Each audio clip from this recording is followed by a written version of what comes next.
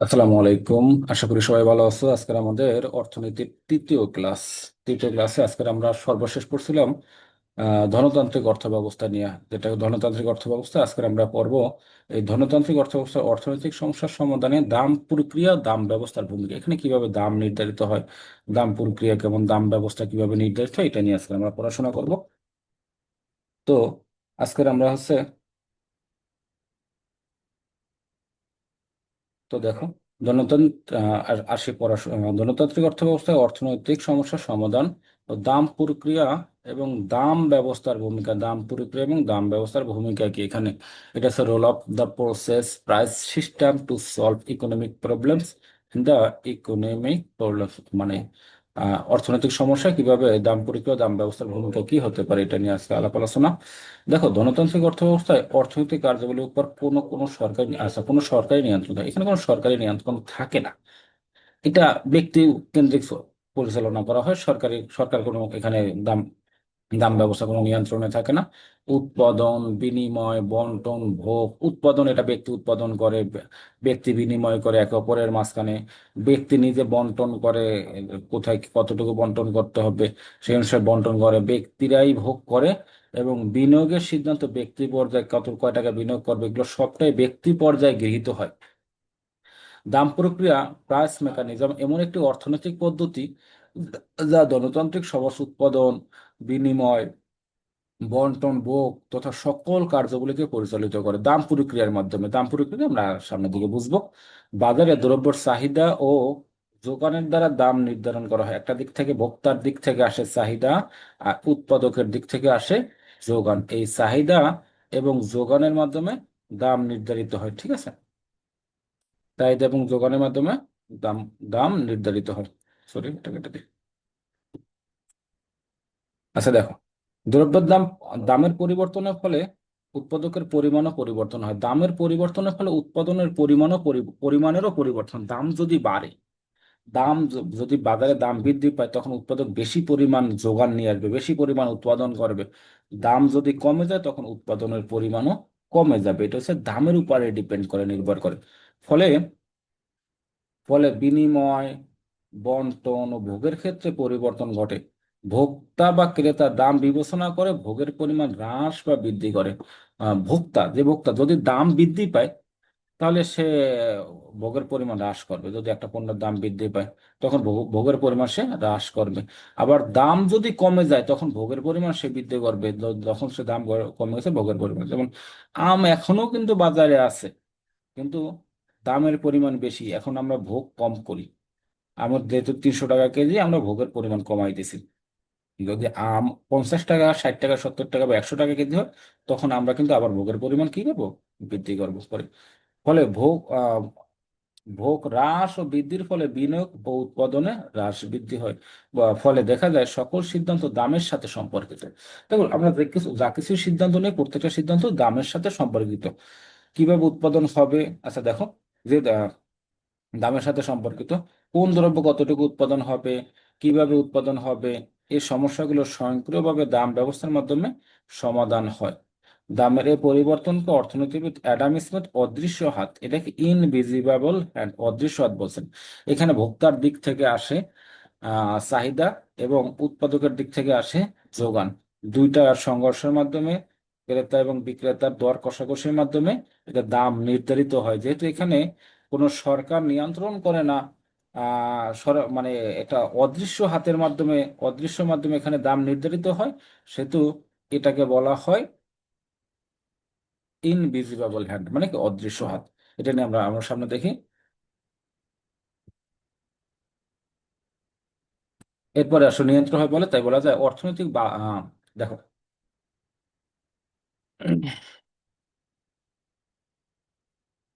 তাই বলা যায় ধনতান্ত্রিক অর্থব্যবস্থা বাজার ব্যবস্থা যা অদৃশ্য হাত। এই অদৃশ্য হাত ব্যক্তির অর্থনৈতিক কার্যগুলিকে প্রভাবিত করে, দ্রব্যের দাম নির্ধারণ করে, দাম পরীক্ষা, দাম ব্যবস্থা বলে, ঠিক আছে? এরপর আছে ধনতান্ত্রিক অর্থনীতিতে সরকার। কে প্রশ্ন করতে চাচ্ছ? এই বেনকো বিএড এটাকে মিফতাহুল নাকি? আচ্ছা ঠিক আছে, আমরা পরে আসি। যদি কারো প্রশ্ন থাকে হ্যান্ড রেজ করতে পারো, একটা পড়ানোর শেষে, একটা পাঠের শেষে শেষ করলেই হতে পারে। দেখো, গণতান্ত্রিক অর্থনীতিতে সরকার বা বাইরের কোনো প্রভাব দেওয়া দাম নির্ধারিত হয় না, সরকার নির্ধারণ করে না। ধনতান্ত্রিকে ক্রেতা এবং বিক্রেতাই এটা নির্ধারণ করে, এখানে সরকারের কোনো হাত থাকে না। এটা হচ্ছে ধনতান্ত্রিক অর্থনীতিতে। তো দেখো, ধনতান্ত্রিক অর্থনীতিতে সরকার বা বাইরের কোনো প্রভাব দ্বারা দাম নির্ধারণ হয় না, বাইরের প্রভাব ছাড়াই এখানে দাম নির্ধারিত হয়। ক্রেতা বিক্রেতার দেখো, ক্রেতা বিক্রেতার পারস্পরিক ক্রিয়া প্রতিক্রিয়ার দ্বারা বাজারে দাম নির্ধারণ হয়, বা ক্রেতা এবং বিক্রেতার ক্রিয়া এবং প্রতিক্রিয়ার দ্বারা বাজারে দাম নির্ধারণ। আমরা একটা উদাহরণের মাধ্যমে এখানে দেখব। বাজারে চাহিদা ও বাজার যোগান দ্রব্য সেবার দাম নির্ধারণে ভূমিকা পালন করে। বাজারে কোনো দ্রব্যের যোগান অপেক্ষা চাহিদা বেশি হলে দাম বৃদ্ধি পাবে। একটু আগেই বলছি, যোগান অপেক্ষা যদি চাহিদা বেশি হয় তাহলে দাম বৃদ্ধি পাবে। চাহিদা যদি কম হয় তাহলে দাম হ্রাস পাবে। কোনো পণ্য যেমন এখন সামনে শীতকাল আসতেছে, শীতের পোশাকের চাহিদা বৃদ্ধি পাবে, তখন কিন্তু দাম বৃদ্ধি পাবে। আবার বর্ষাকালে ছাতার চাহিদা বৃদ্ধি পায়, তখন দামও বৃদ্ধি পায়। কিন্তু শীতকালে ছাতার তেমন চাহিদা থাকে না, দাম ওই রকম ভাবে থাকে না। দাম ব্যবস্থাকে চিত্রের মাধ্যমে ব্যাখ্যা করা যায়। দেখো এখানে খেয়াল করো, এখানে যে কথাটা বলা হচ্ছে, দেখো এখানে আমরা এখানে যদি এটা দেখি, যেমন খেয়াল করো, এটা দিয়ে বুঝাই। বাজারে দুইটা পক্ষ থাকে। তার মানে,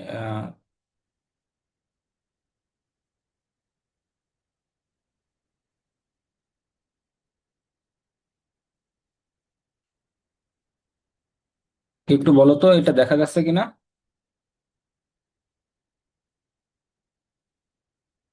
যাচ্ছে।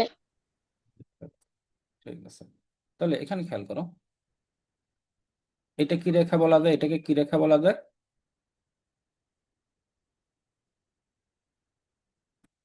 এটাকে কি রেখা বলা যায়? চাহিদা রেখা। আর এটা হচ্ছে যোগান, ডি মানে চাহিদা রেখা, আর এস মানে কি, সাপ্লাই হচ্ছে যোগান রেখা। এখন দেখো, কোন এটা ধরো দাম, এটা P0, আর এটা হচ্ছে চাহিদা P0। এখন খেয়াল করো, দাম যদি বৃদ্ধি পায়, দাম এখানে ধরো এখানে P1 হইলো, তাই না? এখানে যে কোনো কিছু তোমার ধরো, তো দাম বৃদ্ধি পাইলে, তখন দেখো দাম বৃদ্ধি পাইলে যোগানের পরিমাণ এখানে কি হয়েছে, এই পরিমাণ, এটা এটা কি ধরা যায়, এটা এ ধরি আর এটা বি ধরি। তাহলে দাম বৃদ্ধি পাইছে, দাম বৃদ্ধি পেলে এটা কি যোগান রেখা। এই যে যোগান রেখা, যোগান আগে ছিল এইখানে, এইখানে যোগান ছিল, এটা ই ভারসাম্য বিন্দু, এই ভারসাম্য বিন্দু যোগান এখানে ছিল। এখন দাম বৃদ্ধি পাওয়ার ফলে এখানে কি হয়েছে, এই যে এবি পরিমাণ যোগান বৃদ্ধি পাইছে। কিন্তু একটা, আবার দেখো, চাহিদা কিন্তু কমে গেছে এখানে। এই চাহিদাটা কিন্তু এখানে পরিমাণ, চাহিদা একটা পরিমাণ কমে গেছে, তখন মানুষের বেশি একটা কিনতেছে না। এখানে ধরো Q1 ধরি, Q1 পরিমাণ। এখন আবার যদি দাম হ্রাস পায়, দাম হ্রাস পেলে এইখানে আসলো মনে করো, দাম এটা P2 ধরি, P2, তাহলে দেখো দাম যদি হ্রাস পায় তাহলে যোগান কি হবে, যোগান কিন্তু এইখানে চলে আসছে, যোগান এখানে চলে আসছে, তাহলে এইখান থেকে এখানে চলে আসছে, তখন চাহিদা কিন্তু আবার বৃদ্ধি পাইছে। এই চাহিদা রেখায় কিন্তু এইখানে স্পর্শ করছে, তখন কিন্তু আবার চাহিদা বৃদ্ধি পেয়েছে। তাহলে একটা জিনিস খেয়াল করো, দাম বৃদ্ধি পায় যখন এখানে হয়, তখন দাম বৃদ্ধি পেলে তখন চাহিদার পরিমাণ কমে আসে, এখানে চাহিদার পরিমাণ কমে আসতেছে, চাহিদা কমে আসে কিন্তু যোগান বৃদ্ধি পায়, যোগান এবি পরিমাণ বৃদ্ধি পাইছে। আবার দেখো, দাম যখন কমে আসে, এখানে সি সি ধরি আর এখানে ডি ধরি, দাম যদি কমে আসে তখন এটা দেখো যোগানের পরিমাণ হ্রাস পাইতেছে, যোগান এখান থেকে এখানে চলে আসছে, হ্রাস পাইতেছে, সাপ্লাই এখানে, যোগান হ্রাস পাচ্ছে, এবং চাহিদার পরিমাণ বৃদ্ধি পাচ্ছে। তাহলে আমরা এটা দ্বারা বুঝলাম, এখানে দেখো, চিত্রে ভূমি অক্ষে পরিমাণ, এটা ভূমি অক্ষে, আমরা এখানে এটা হচ্ছে পরিমাণ, আর এই লম্ব অক্ষে দাম দেখানো হয়েছে। আমরা এখানে যে উদাহরণটা আছে সেই উদাহরণটা বুঝি। ভূমি অক্ষে পরিমাণ, লম্ব অক্ষে দাম দেখানো হয়েছে। ডিডি চাহিদা রেখা, এই যে রেখাটা, এটা একটু আগে যেটা দেখাইছে, এই ডিডি হচ্ছে কি চাহিদা রেখা, এবং এসএস হচ্ছে কি যোগান রেখা, সাপ্লাই আর কি। ডিডি ডিমান্ড, ডিমান্ড হচ্ছে চাহিদা রেখা, আর এসএস হচ্ছে সাপ্লাই, সাপ্লাই হচ্ছে কি যোগান রেখা। এই বারবার যে যাওয়া আসাটা এটা ঠিক না। যে থাকবা একসাথেই থাকো, বারবার ঠিক নেওয়া। তো দেখো যোগন রেখা, সাইড রেখা ও যোগন রেখাকে ই বিন্দুতে ছেদ করায়। দেখো সাইড রেখা এবং যোগন রেখা ই বিন্দুতে ছেদ করছে, একটু আগে দেখাইছি আমরা যে এই যে ই বিন্দুতে ছেদ করছে, ই বিন্দু হচ্ছে এইটা, এইটা হচ্ছে ই বিন্দু, সাইড এবং যোগন রেখা এই যে ই বিন্দুতে ছেদ করছে। এই ই বিন্দুতে ছেদ করায় ই হলো ভারসাম্য বিন্দু, এটা হচ্ছে ভারসাম্য নির্ধারিত হয়েছে ইতে। ইতে ইতে বাজারে যতটুকু ডিমান্ড ততটুকুই সাপ্লাই, ভারসাম্য নির্ধারিত হয়েছে। যতটুকু পরিমাণ চাহিদা আছে ঠিক ততটুকু পরিমাণে যোগান নিয়ে আসতেছে, এটা হচ্ছে ই বিন্দুতে দেখানো হয়েছে। ই বিন্দুতে ই হলো ভারসাম্য বিন্দু, ই বিন্দুটাকে কি বলা হবে? ভারসাম্য বিন্দু বা ইকুইলিব্রিয়াম। ভারসাম্য দাম হলো O P zero. O P zero হচ্ছে ভারসাম্য দাম, এটা ও এবং পি জিরো এটা কি ভারসাম্য দাম। এটা হচ্ছে ভারসাম্য দাম, এখানে ভারসাম্য দাম আর ও কিউ জিরো এটা হচ্ছে ভারসাম্য পরিমাণ। এই যে ও কিউ জিরো এটা হচ্ছে ভারসাম্য পরিমাণ, তাহলে এইটা হচ্ছে total product O P zero E Q one. দেখো ভারসাম্য পরিমাণ হলো ও কিউ জিরো। তখন কোনো কারণে দাম বৃদ্ধি পেয়ে ও পি অন হলে, দাম বৃদ্ধি পেয়েছে মনে করো কোনো কারণে দাম এখানে পি জিরো ছিল, এখান থেকে বাইরে এই যে ও পিওন হচ্ছে এখানে বাইরে, এই যে ও পিওন যদি হয় তখন কি হয়েছে ঘটনা? ও পিওন হলে পিওন এ, এই যে পি অন এবং এ এটা ছিল পূর্বে থেকে বেড়ে পিওন পিওন বি হয়েছে। এটা আগে ছিল এতটুকু পরিমাণ যোগান, পরে যেহেতু দাম বৃদ্ধি পাইছে যোগান আর একটু বাইরে, এই যে এবি পরিমাণ এক্ষেত্রে এবি পরিমাণ বেশি হবে, এবি পরিমাণ, এই যে এবি পরিমাণ যোগান বেশি হবে, ঠিক আছে। ফলে কি ঘটনা ঘটবে? যদি যোগান যোগান বেশি হয় তখন কি দাম কি বাড়বে নাকি কমবে? অবশ্যই যোগান বেশি হলে দাম কমে যাবে, যেহেতু চাহিদা কম যোগান বেশি, ফলে দাম হ্রাস পাবে। আবার কোনো কারণে দাম হ্রাস পেয়ে ওপি টু হলো, কোনো কারণে দাম হ্রাস পেয়ে মনে করি যে ওপি টু হয়েছে, এটা ও আর এটা পি টু, লেখতে লেখতে কাটে গেছে ইয়ে হয়ে গেছে, ওপি টু পরিমাণ হয়েছে। যদি যা হ্রাস পেয়ে ওপি টু হয় তখন কি হবে? তো কোনো কারণে দাম হ্রাস পায় ওপি টু হলে P two D, P two D যোগান পি টু সি হবে। এটা দেখো পি টু ডি এটা কমে আসবে যোগান, এই যে সিডি পরিমাণ কমে আসবে, আগে এখানে ছিল এখান থেকে কমে এখানে আসবে সিডি পরিমাণ, এই যে সিডি পরিমাণ চাহিদা বেশি হবে, চাহিদা বেশি হবে, সিডি পরিমাণ চাহিদা বেশি হবে। ফলে কি ঘটনা ঘটবে? ফলে দাম বৃদ্ধি পাবে। চাহিদা যদি বেশি হয়, যদি দাম কমে আসে তখন চাহিদা কিন্তু বৃদ্ধি পাবে, তখন চাহিদা বৃদ্ধি পাবে। আর চাহিদা বৃদ্ধি পাওয়ার ফলে চাহিদা বাড়লে কি আমরা জানি দাম বাড়ে। সুতরাং বাজারে ক্রেতা বিক্রেতা প্রতিক্রিয়ার ভিত্তিতে দাম নির্ধারিত হবে ওপি জিরো। তাহলে উপরেও যাইতে পারতেছে না, উপরে গেলে একটা সময় যোগান বেড়ে যাবে, যোগান বেড়ে গেলে তখন দাম কমে যাবে, তাহলে পি জিরো দামে চলে আসতেছে। আবার যদি পি টুতে হয় তখন চাহিদা বেড়ে যাবে, চাহিদা বেড়ে গেলে চাহিদা যদি বেড়ে যায় তখন কি করবে? দাম চাহিদা বৃদ্ধি পেলে দাম কি করবে? বাড়বে নাকি কমবে? চাহিদা বৃদ্ধি পেলে দাম বৃদ্ধি পাবে, তখন আবার এই পি জিরো দামে চলে যাবে। এভাবেই স্বয়ংক্রিয়ভাবে দাম নির্ধারিত হয়ে গেছে। আহ গণতান্ত্রিক অর্থ ব্যবস্থায় কিভাবে দাম নির্ধারিত হয় সেটা আমরা দেখলাম। এরপরে আমরা যেটা দেখবো সেটা হচ্ছে সমাজ নির্দেশমূলক অর্থব্যবস্থা বা সমাজতান্ত্রিক অর্থব্যবস্থা। যেখানে নির্দেশমূলক, নির্দেশ করা হয়, কমান্ড দেওয়া হয়। সেখানে একটা নির্দেশ থাকে, সেই নির্দেশ কে দেয়? নির্দেশ দেয় সরকার। ওই দেশের যে কেন্দ্রীয় কর্তৃপক্ষ আছে, এই কেন্দ্রীয় কর্তৃপক্ষ নির্দেশের মাধ্যমে এখানে অর্থনৈতিক ব্যবস্থা পরিচালিত হয়। এটা এই জন্য এটাকে বলা হয় নির্দেশমূলক অর্থব্যবস্থা বা সমাজতান্ত্রিক অর্থব্যবস্থা। সমাজতান্ত্রিক অর্থব্যবস্থা বলা হয়। বর্তমানে বিশ্বে সমস্ত অর্থ ব্যবস্থা তেমন একটা দেখা যায় না, একটা সময় ছিল রাশিয়া, চীন, উত্তর কোরিয়া অনেকটা সমাজতান্ত্রিক অর্থ ব্যবস্থায়। উত্তর কোরিয়া, তারপরে কিউবা, ভিয়েতনাম, এগুলো ছিল সমাজতান্ত্রিক অর্থ ব্যবস্থা। তো দেখো যে অর্থ ব্যবস্থায় সমাজের অধিকাংশ সম্পদ, যে অর্থ সরি যে অর্থ ব্যবস্থা সমাজের যে অর্থ ব্যবস্থা সমাজের অধিকাংশ সম্পদ উৎপাদন ও উপকরণের উপর রাষ্ট্রীয় মালিকানা বা সরকারি মালিকানা থাকে, একটা রাষ্ট্রীয় মালিকানা থাকবে বা সরকারি মালিকানা থাকে, তাকে বলা হয় কি সমাজতান্ত্রিক অর্থ ব্যবস্থা।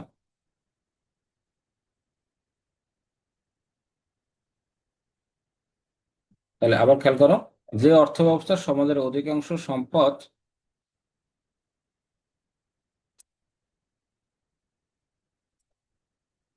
যে অর্থ ব্যবস্থা সম্পদের অধিকাংশ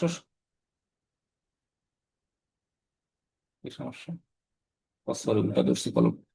অধিকাংশ সম্পদ উৎপাদন ও উপকরণের উপর রাষ্ট্রীয় মালিকানা এবং সরকারি মালিকানা থাকে। রাষ্ট্রীয় মালিকানা থাকবে। সমাজতান্ত্রিক অর্থ ব্যবস্থার নির্দেশমূলক গঠন সরকারি, এখানে ব্যক্তি কোনো সম্পদের মালিক না, সমস্ত সম্পদের মালিক হচ্ছে রাষ্ট্র। রাষ্ট্রীয় মালিকানা বা সরকারি মালিকানা থাকে, তাকে নির্দেশমূলক অর্থ ব্যবস্থা বলা হয়, বা এটাকে কমান্ড ইকোনমি বলা হয়। কমান্ড বা নির্দেশমূলক অর্থ ব্যবস্থা বলা হয়। এই অর্থ ব্যবস্থাকে আবার সমাজতান্ত্রিক অর্থ ব্যবস্থা, সমাজতান্ত্রিক অর্থ ব্যবস্থা, সোশ্যালিস্ট অর্থ ব্যবস্থা বলা হয়। সোশ্যালিস্টিক বা সোশ্যালিস্ট লেখা আছে, সোশ্যালিস্টিক ইকোনমিকেও বলা হয়। যেহেতু অধিকাংশ সম্পদ উৎপাদন ও উপকরণের উপর সরকারি মালিকানা, দেখেন সরকার, কেন্দ্রীয় কর্তৃপক্ষ, সরকার যতটুকু পরিমাণ দ্রব্য উৎপাদন করার প্রয়োজন মনে করবে ততটুকু উৎপাদন করবে। আবার এটাকে তার সমাজের তার যে কজন জনগণ আছে, যে কজন পপুলেশন জনসংখ্যা আছে, তাদের ভিতর সে ভোগ করে দিবে, বন্টন ভাগ করে দিবে আর কি।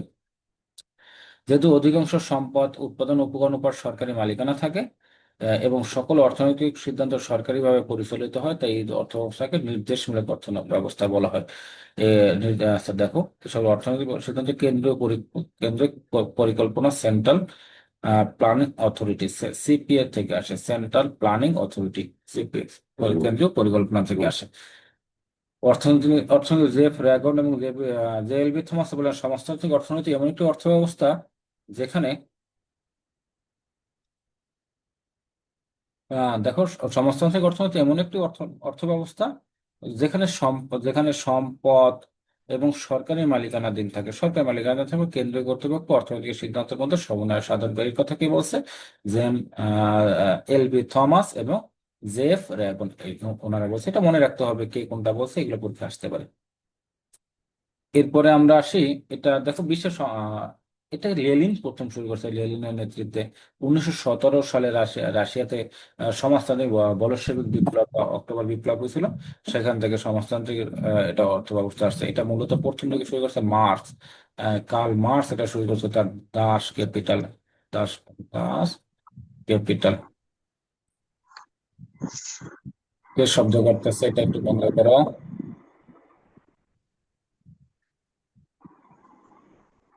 শব্দ করতেছে কে?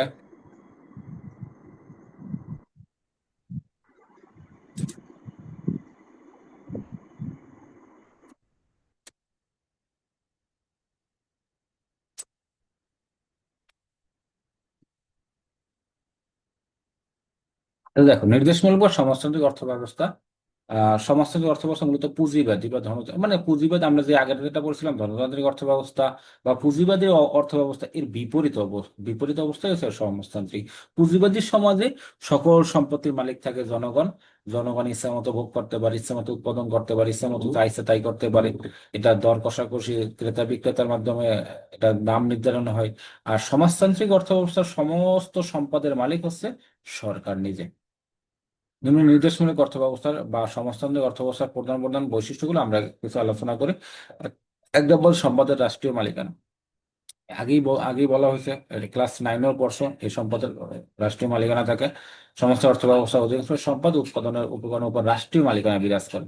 এই অর্থ ব্যবস্থার সম্পদের ব্যক্তিগত মালিকানা স্বীকার করা হয় না, কোনো সম্পদের মালিক ব্যক্তি হতে পারবে না। এটা হচ্ছে সমাজতান্ত্রিক অর্থ ব্যবস্থা। 2 নম্বরে আসি। আহ 2 নম্বর আছে অর্থনৈতিক কর্মকাণ্ডের সরকারি নির্দেশনা। উৎপাদন কতটুকু পরিমাণ উৎপাদন করা, বা এই নতুন বছরে কি পরিমাণ ধান উৎপাদন করা হবে, কি পরিমাণ বস্ত্র উৎপাদন, খাদ্য উৎপাদন করা হবে, এটা সরকার মানে নির্দেশ দিয়ে যে এতটুকু পরিমাণ এখানে ধান উৎপাদন হবে, এখানে এই খাদ্যটা উৎপাদন হবে, এটা। এবং বন্টন, কার বাজে কে কতটুকু পরিমাণ পাবে, যতটুকু উৎপাদন হবে তার ভিতরে যে জনসংখ্যা আছে ওই দেশে, যতগুলো জনসংখ্যা তাদের ভিতরে সমানভাবে বন্টন করা হবে। আচ্ছা, এই সিদ্ধান্তগুলো সরকার গ্রহণ করে। কোন দ্রব্য কি পরিমাণে উৎপাদন হবে, উৎপাদন পদ্ধতি কি হবে, কোন পদ্ধতিতে উৎপাদন করা হবে। আমরা জানি উৎপাদন পদ্ধতি, দুটো উৎপাদন পদ্ধতি আছে। একটা হচ্ছে লেবার, শ্রম নিবিড় উৎপাদন পদ্ধতি, একটা হচ্ছে মূলধন নিবিড় উৎপাদন পদ্ধতি। তারপর হচ্ছে উৎপাদিত দ্রব্য কিভাবে বন্টিত হবে, বা সরকারি এখানে সরকারি শব্দটা কোট আসে না, সরকারি সিদ্ধান্ত দ্বারা স্থির হয়। আচ্ছা, এই অর্থব্যবস্থা সরকার পরিচালকের ভূমিকা পালন করে, এখানে সরকার পরিচালনা করে। এটা হচ্ছে অর্থনৈতিক কর্ম, সরকারি নির্দেশনা থাকে, সরকার সবকিছু পরিচালনা করে থাকে। আর এখানে 3 নম্বরটা যেটা আছে সেটা হচ্ছে ব্যক্তিগত মুনাফার অনুপস্থিতি। ব্যক্তিগত মুনাফা বলতে এখানে কোনো কিছুই নেই, সবাই সমান, এখানে ধনী গরিব কোনো বৈষম্য নেই, সমাজের সবাই সমান। এই অর্থ ব্যক্তিগত মুনাফা উদ্দেশ্যে উৎপাদন পরিচালিত হয় না। ব্যক্তিগত যেহেতু উপকরণের মালিকানা নেই, উপকরণের মালিকানা সরকার, তাই ব্যক্তিগত মুনাফা উদ্দেশ্যে উৎপাদনের কোনো সুযোগ নেই। তারপর ভোক্তার স্বাধীনতার অভাব, এখানে ভোক্তার নিজস্ব স্বাধীনতা নাই, যে আমি কোন দ্রব্যটা কতটুকু পরিমাণ উৎপাদন করবো, আমার ব্যক্তিগতভাবে উৎপাদন করবো, ইচ্ছা মতো ভোগ করবো, এখানে কোনো ভোক্তার স্বাধীনতার অভাব দেখা দেয়। গণতন্ত্রে নেই, ভোগের অবাধ স্বাধীনতা নাই। সরকার যতটুকু দেবে ততটুকুই তাকে ভোগ করতে হবে, সরকার তাকে যে পরিমাণ খাদ্য দেবে তত সেই পরিমাণ খাদ্য তাকে খেতে হবে। সরকার যতটুকু বস্ত্র দেবে সেই পরিমাণ বস্ত্র তাকে পরিধান করতে হবে। সরকার নির্ধারিত দ্রব্য সামগ্রী ভোগ করে থাকে। ঠিক আছে, এখানে ধনী নাই গরিব নাই, সব শ্রেণী বৈষম্য নাই, সমাজের সবাই সমান, অল আর ইকুয়াল। প্রতিযোগিতার অনুপস্থিতি, এখানে কোনো প্রতিযোগিতা, কেন্দ্রীয় কর্তৃপক্ষ সবকিছুই সে নির্দেশ অনুসারে নির্দেশ অনুসারে সবকিছু করা হয়, তাহলে এখানে কোনো প্রতিযোগিতা নাই, কোনো ব্যক্তির সাথে ব্যক্তির বা কোনো কোম্পানির সাথে কোম্পানি কোনো প্রতিযোগিতা বিরাজ থাকে না। এই অর্থব্যবস্থায় গণতন্ত্রের না দাম ব্যবস্থা কোনো ভূমিকা থাকে না। কেন্দ্রীয় কর্তৃপক্ষ তথা সরকার সকল পণ্যের দাম নির্ধারণ করে, তার নির্দেশমূলক সমাজতান্ত্রিক অর্থব্যবস্থা অবাধ প্রতিযোগিতা থাকে না, এখানে কোনো অবাধ সমাজতন্ত্র। গণতান্ত্রিক অর্থ ব্যবস্থায় যেভাবে প্রতিযোগিতা থাকে, কিন্তু সেরকম সমাজতান্ত্রিক অর্থব্যবস্থায় কোনো প্রতিযোগিতা থাকে না। আমরা 6 নম্বরটা আছি, 6 নম্বরটা হচ্ছে সম্পদের সুষম বন্টন। এটা হচ্ছে মূল কথা, সম্পদের সুষম বন্টন থাকে। সমস্ত অর্থব্যবস্থা সম্পদের বন্টন অপেক্ষিত সুষম, সবাই সমানভাবে ভোগ করে। এই অর্থ ব্যবস্থা আয় বন্টনের নীতি হলো প্রত্যেক তার যোগ্যতা অনুযায়ী কাজ পাবে, যে যার যোগ্যতা, যেখানে যার যোগ্যতা, যার দক্ষতা বেশি সে অনুযায়ী কাজ পাবে, এবং সে যে কাজ করে কাজ অনুযায়ী সে পারিশ্রমিক পাবে, যে সে কাজ করছে। এই ধরনের বন্টন নীতির ফলে সমাজতান্ত্রিক নির্দেশমূলক অর্থ ব্যবস্থা সামাজিক ন্যায় বিচার প্রতিষ্ঠিত হয়। এখানে খুব বেশি ধনী গরিবের বৈষম্য, ধনী গরিব বৈষম্য এখানে দেখা যায় না, সবাই সমান। সামাজিক নিরাপত্তা, এখানে যেহেতু সামাজিক নিরাপত্তা বিদ্যমান থাকে, সকল মানুষের খাদ্য দেওয়ার দরকার, খাদ্য দেওয়ার প্রয়োজন আছে সরকারের, তাই সরকার এখানে সমস্ত মানুষের খাদ্য বস্ত্র এগুলো পূরণ করে থাকে, তাই সামাজিক নিরাপত্তা ব্যবস্থা বিদ্যমান থাকে। এদের অর্থ ব্যবস্থা যেহেতু কেন্দ্রীয় কর্তৃপক্ষ নির্দেশ উৎপাদন অন্যান্য কর্মকাণ্ড পরিচালিত হয়, তাই সরকারের প্রধান উদ্দেশ্য থাকে জনগণের প্রাথমিক ও মৌলিক প্রয়োজনগুলো পূরণের চেষ্টা করা। আচ্ছা, প্রাথমিক মৌলিক প্রয়োজনগুলো চেষ্টা করে তারা, সে প্রাথমিক মৌলিক এবং প্রয়োজনগুলো এটা শেষ হইলে, প্রয়োজন এগুলো মিটলে তারপর সে বিলাসবহুল পণ্য উৎপাদন বা বিলাসবহুল পণ্য ভোগের জন্য অধিকার দিয়ে থাকে। প্রত্যেকটি মানুষের মৌলিক চাহিদা এবং জীবনের সাধারণ ঝুঁকির বিরুদ্ধে আর্থিক নিরাপত্তা প্রদানের চেষ্টা করা হয়। তারপর শ্রমিক শোষণ নেই, এখানে শ্রমিক শোষণ নেই। যেমন আমরা গণতান্ত্রিক সমাজ ব্যবস্থা শ্রমিক শোষণ দেখতে পাই, যতটুকু যে পরিমাণ দ্রব্য উৎপাদিত হয় একটা ফ্যাক্টরিতে বা একটা কোম্পানিতে, যে পরিমাণ ব্যবসা লাভবান করা হয় তার সামান্য পরিমাণে শ্রমিককে দেওয়া হয়, তার বেতনের পরিমাণ খুবই খুবই কম থাকে। এখানে শ্রমিক এবং গণতান্ত্রিক অর্থ ব্যবস্থা যেখানে দেখা যায় শ্রমিক এবং মালিকের ভিতরে সংঘর্ষ বিদ্যমান থাকে, সেই ব্যবস্থাটা দনত পানি ফেলি,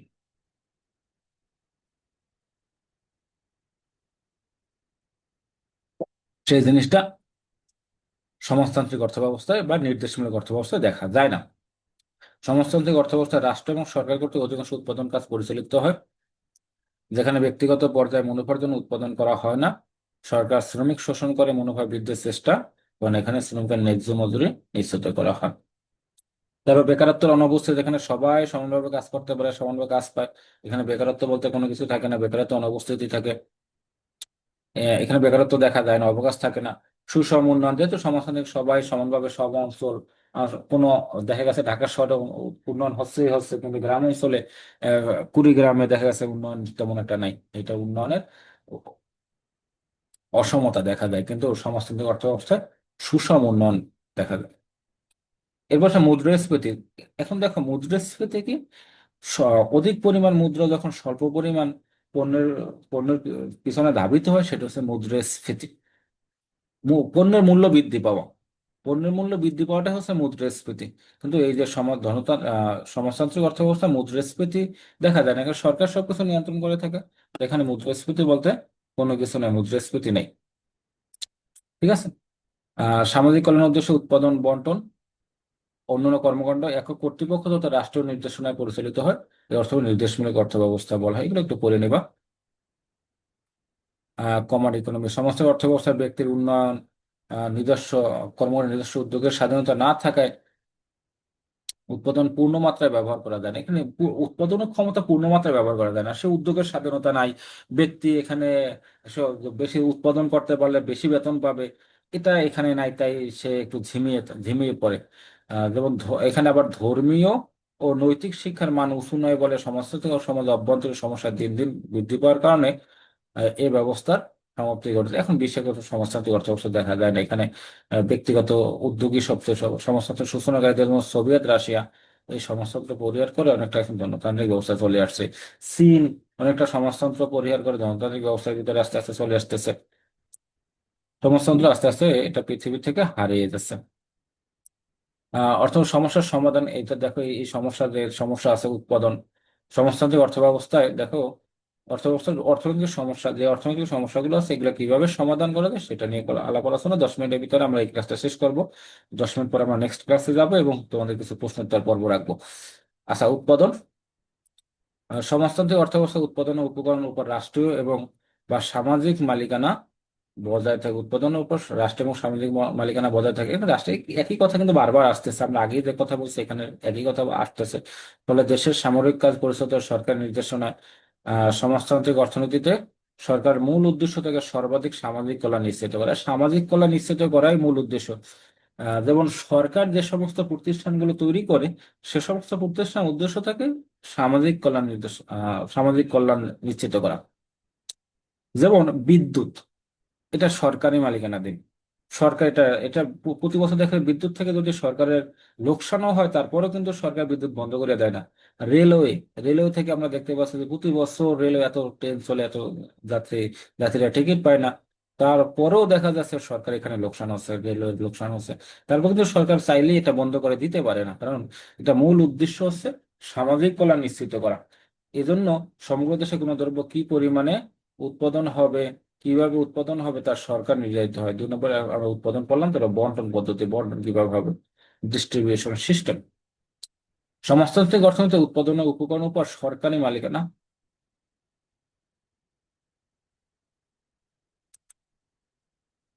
দেখো, সমাজতান্ত্রিক অর্থনীতি উৎপাদন উপকরণের উপর উপর সরকারি মালিকানা বজায় থাকে। ফলে উৎপাদন দ্রব্য সামগ্রী জনগণের সার্বিক কল্যাণ সাধন উদ্দেশ্যে বণ্টিত হয়। দ্রব্য সামগ্রী জনগণের সার্বিক কল্যাণ উদ্দেশ্যে এটা বণ্টিত হয়।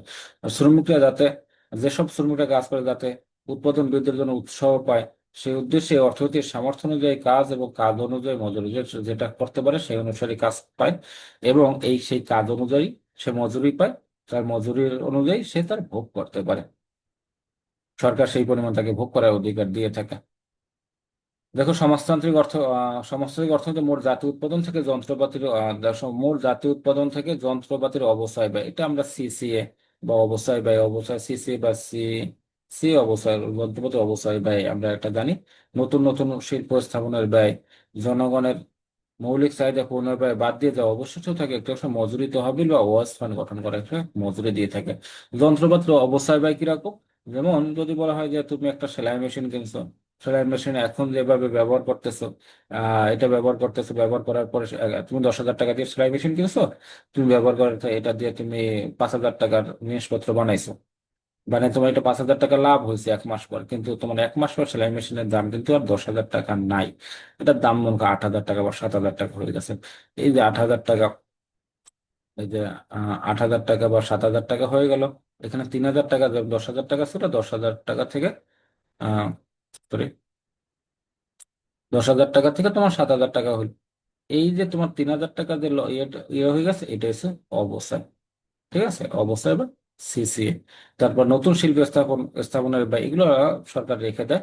জনগণের মৌলিক চাহিদা, খাদ্য, বস্ত্র, চিকিৎসা, বাসস্থান, শিক্ষা, ঠিক এগুলো সরকারের যেসব চাহিদার জন্য টাকা পয়সা দরকার হয় এগুলো সরকার রেখে দিয়ে বাকি অংশ ওয়েস্ট গঠন করা হয়, সেখান থেকে সে বেতন দিয়ে থাকে। তারপরে দেখো, জাতীয় আয়ের অন্য অংশ দিয়ে একটি গণভুক্ত হবে। জাতীয় আয়ের যে অন্য অংশ, জাতীয় আয়ের যে অন্য একটা অংশ থাকে সে গণভুক্ত পাবলিক কনজিউমার ফান্ড গঠন করা হয়। এর তহবিল জনগণের মৌলিক প্রয়োজনে পূর্ণ চেষ্টা করা হয়। একটা একটা অংশ সে ওয়াস ফান্ড তৈরি করে, একটা ওয়াস ফান্ড তৈরি করে, বেতনের জন্য একটা ফান্ড তৈরি করে। আবার পাবলিক কনজামশন ফান্ড বা গণভোগ তহবিল, মানে মৌলিক যে মানুষের প্রয়োজন সেই প্রয়োজনে একটা তহবিল গঠন করা হয়। এই তহবিল জনগণের মৌলিক প্রয়োজনগুলো পূর্ণ চেষ্টা করা হয়, কারণ সমাজতান্ত্রিক অর্থ ব্যবস্থা ভোক্তা তার পছন্দ পছন্দ অনুযায়ী দ্রব্য ভোগ করতে পারে না, এই জিনিসগুলো সরকার দিয়ে থাকে। অর্থাৎ উৎপাদন, বন্টন, ভোগ সকল ক্ষেত্রে কেন্দ্রীয় নির্দেশনার মধ্যে সিদ্ধান্ত গ্রহণ করা হয়। সামাজিক সর্বোচ্চ সামাজিক কল্যাণকে উদ্দেশ্য করে সুনির্দিষ্ট পরিকল্পনার মাধ্যমে অর্থনৈতিক কার্যকলাপ পরিচালিত হয়। সেজন্য এই সমাজতান্ত্রিক অর্থনৈতিক পরিকল্পিত অর্থনীতি বা প্ল্যান্ড ইকোনমি বলা হয়। কোন অর্থনীতিকে পরিকল্পিত অর্থনীতি বা প্ল্যান্ড ইকোনমি বলা হয়? উত্তর হবে সমাজতান্ত্রিক অর্থ ব্যবস্থা বা অর্থনীতি। এরপর আমরা যেটা আসবো সেটা নিয়ে কথা বলবো, সেটা মিশ্র অর্থ ব্যবস্থা। বাংলাদেশে যে অর্থ ব্যবস্থা পরিচালিত আছে সেটা হচ্ছে সরকারি মালিকানাও আছে, আবার বেসরকারি মালিকানাও আছে। এই সরকারি এবং বেসরকারি মালিকানায় যেটা পরিচালিত সেটা হচ্ছে মিশ্র। এই অর্থ ব্যবস্থায় ব্যক্তি মালিকানা এবং বেসরকারি উদ্যোগের পাশাপাশি সরকারি উদ্যোগ নিয়ন্ত্রণ বিরাজ সরকারি উদ্যোগ এবং নিয়ন্ত্রণ বিরাজ করে। এই কারণে এটাকে বলা হয় সম্মিলিত উদ্যোগ পালন করে। এই জন্য এটাকে বলা হয় মিশ্র অর্থ ব্যবস্থা। মিশ্র অর্থ ব্যবস্থা আছে। আমরা এখন যে ধনতান্ত্রিক পড়ছি গত ক্লাসে, এই ক্লাসে সমাজতান্ত্রিক করলাম, এই দুইটার মিলনই হচ্ছে মিশ্র অর্থ ব্যবস্থা। মিশ্র অর্থ ব্যবস্থা কিছু বৈশিষ্ট্য আমরা জাস্ট হেডিং গুলা বলে যাচ্ছি। এখানে সম্পদের ব্যক্তিগত সরকারি মালিকানা থাকে, ব্যক্তিগত মালিকানা থাকে, সরকারি মালিকানা থাকে, সরকারি বিনিয়োগ থাকে। সরকার এখানে বিনিয়োগ করে। ব্যক্তিগত ব্যক্তিগত মালিকানা যেমন কলকারখানা প্রতিষ্ঠান তৈরি করা হয়, আবার সরকারি মালিকানা তৈরি করা হয়। যেমন তোমাদের আহ, আশুলিয়া সার কারখানা, এটা কি ব্যক্তি ব্যক্তি মালিকানা, সরকারি মালিকানা এরকম। সরকারি মালিকানায় থাকে, বেসরকারি মালিকানা থাকে, বেসরকারি বিনিয়োগ থাকে। এখানে বেসরকারি বিনিয়োগ, বি- সরকারি বিনিয়োগও থাকে, বেসরকারি বিনিয়োগও থাকে। উভয় খাতের সহাবস্থান, সরকারি এবং বেসরকারি উভয় খাতে এখানে সমানভাবে অবস্থান করে। উভয় খাতের সহাবস্থান থাকে। স্বয়ংক্রিয় দাম ব্যবস্থা, এখানে স্বয়ংক্রিয় দাম ব্যবস্থাও থাকে। আবার সরকার, যেমন আমরা বাজারে শাকসবজি কিনতে যাই, এই শাকসবজির দাম কিন্তু সরকার নির্ধারণ করে দেয় না। সবজি মনে করো, আহ, সবজির দাম কত হবে এটা কিন্তু সরকার নির্ধারণ করে দেয় না। এটা তুমি, এটা স্বয়ংক্রিয় দাম ব্যবস্থা। ক্রেতা চায় একটু বেশি দামে বিক্রি করতে, আর বিক্রেতা চায় একটু কম দামে কিনতে।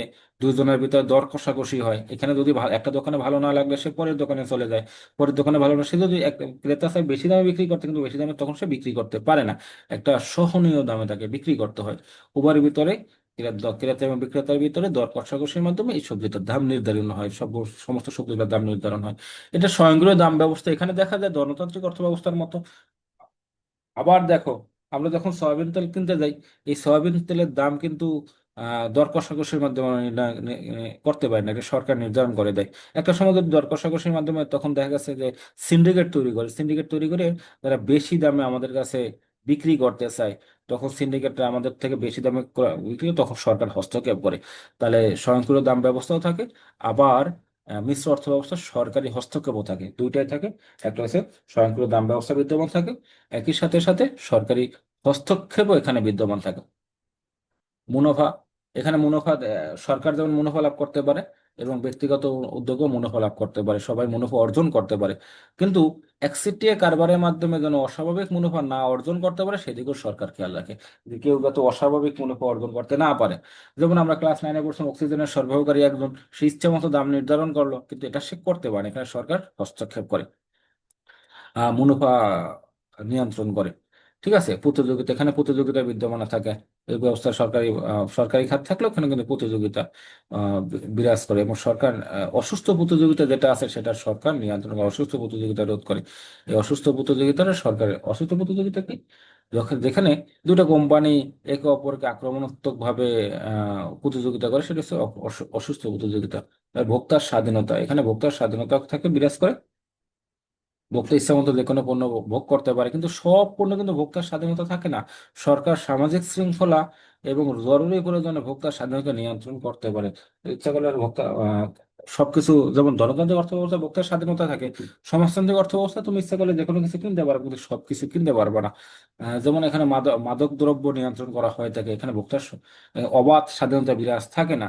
এখানে স্বাধীনতাকে সামাজিক শৃঙ্খলা, এই মাদক দ্রব্য সামাজিক শৃঙ্খলা এবং জরুরি প্রয়োজনে ভোক্তার স্বাধীনতাকে নিয়ন্ত্রণ করতে পারে। এটা সরকার করে। শ্রমিকের স্বার্থ রক্ষা, আমরা 1 মিনিটের ভিতরে ক্লাসটা শেষ হয়ে যায়, পরে ক্লাসে শ্রমিকের স্বার্থ রক্ষা। এখানে শ্রমিকের স্বার্থ রক্ষা বিরাজ থাকে। স্বার্থ রক্ষা নিয়ে আমরা পরে ক্লাসে আলাপ আলোচনা করব। শ্রমিকের স্বার্থ রক্ষা, সরকারি খাতের শ্রমিকদের স্বার্থ সংরক্ষণের পাশাপাশি বেসরকারি খাতে ও নিয়োগপ্রাপ্ত শ্রমিকদের কাজের মজুরি, ন্যূনতম মজুরি, শিল্প বিরোধ এগুলো নিষ্পত্তি সংরক্ষণ করে। যেমন কাজের সময় কতটুকু কাজ করবে, এটা সবাই, একটা সময় ছিল না যে কে কতটুকু কাজ করবে। আমরা জানি যে 1901 সালে শিকাগোতে একটা ইয়ে হয়েছে, 8 ঘন্টা কাজের দাবি ছিল। 1901 সালে কত সালে খেয়াল নেই এবার। সেখান থেকে ন্যূনতম 8 ঘন্টা, 8 ঘন্টা কাজ, মানে সর্বোচ্চ একটা যে একজন ব্যক্তি দৈনিক 8 ঘন্টা কাজ করবে, এর চেয়ে বেশি কাজ করলে তাকে অতিরিক্ত মজুরি দিতে হবে। ন্যূনতম মজুরি কত হবে? একটা গার্মেন্টস ফ্যাক্টরিতে যারা চাকরি করে